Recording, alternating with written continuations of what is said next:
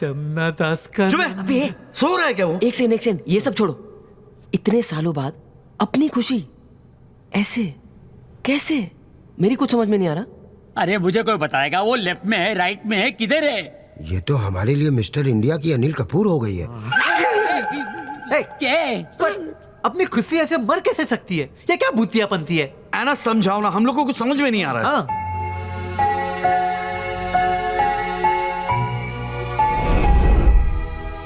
तुम लोगों के जाने के बाद बाबा और आई ने मुझे गोद ले लिया।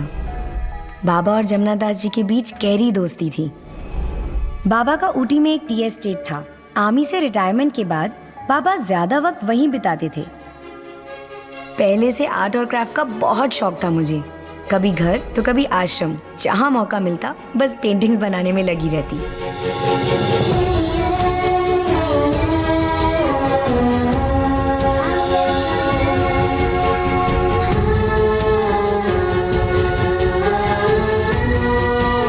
ऐना दीदी को भी मैं तब से जानती थी।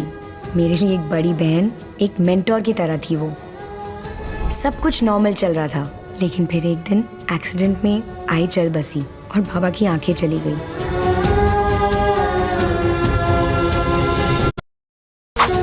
बाबा की देखभाल और टी एस्टेट की जिम्मेदारी मैंने अपने सर ले ली।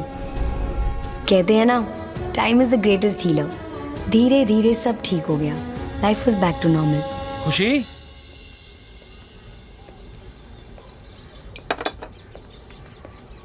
पहचाना? ओह माय गॉड निखिल, पूरे 7 साल बाद कब आए और बताया क्यों नहीं? सुबह ही तुम्हारे बाबा से मिलकर आया, पर तुम थी नहीं। हाँ, वो मैं टी एस्टेट के काम से गई थी। तो फाइनली दुबई ने तुम्हें धक्के मार के निकाल ही दिया। नहीं खुशी, दुबई में बहुत बड़ा कंस्ट्रक्शन का बिजनेस है इसका, और अब यहाँ ऊटी में भी वासु रेड्डी के साथ मिलकर ये कंस्ट्रक्शन का बिजनेस करेगा। और खुशी, इसने हमारे आश्रम के बच्चों के लिए बहुत कुछ सोच रखा है। मेरा तो कोई नहीं इस दुनिया में, भाई के साथ बनी नहीं, अब यही है मेरा भतीजा निखिल। इसलिए मैंने फैसला किया है, ये आश्रम इसके नाम कर दूंगा। निखिल को मिलकर ऐसा लगा ही नहीं कि हम सालों बाद मिल रहे थे। एक अलग सा कनेक्शन बन गया था हमारे बीच। एक दूसरे के साथ हम काफी वक्त बिताने लगे। आते जाते हंसते गाते सोचना। क्या समझाओगे तुम?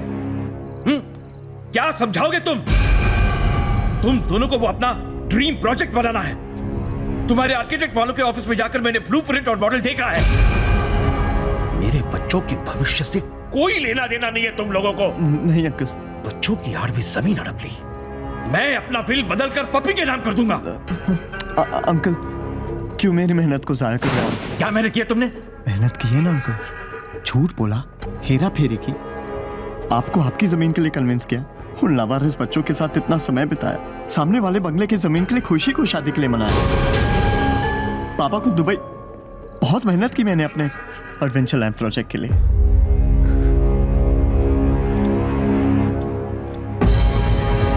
तू विल बदलेगा बुड्ढे, तो मैं तेरी एक्सपायरी डेट बदल दूंगा। कसूर तेरा नहीं है, खून ही गंदा है तो क्या करे। तेरे बाप ने पैसों के लिए धोखा दिया, तूने जमीन के लिए धोखा दिया। कभी नहीं बाप की, कभी नहीं औलाद है तो।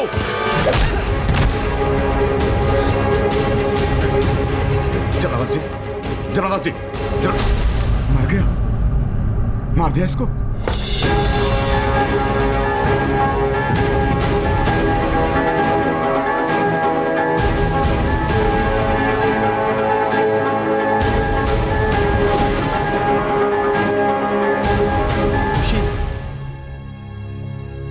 हेलो, फोन कर देती। ओह, वेडिंग कार्ड लाई हो, सही किया, फोन करना ही नहीं था। This had to be a surprise. Khushi weds Nikhil. मैं पुलिस को सब कुछ बता दूंगी।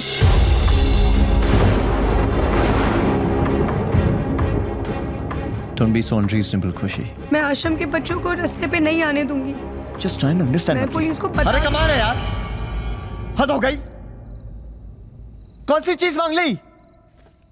एक बेचारा बंदा अपना एक सपना पूरा करने की कोशिश कर रहा है, लेकिन नहीं, लगे हुए सब टांगा डाले।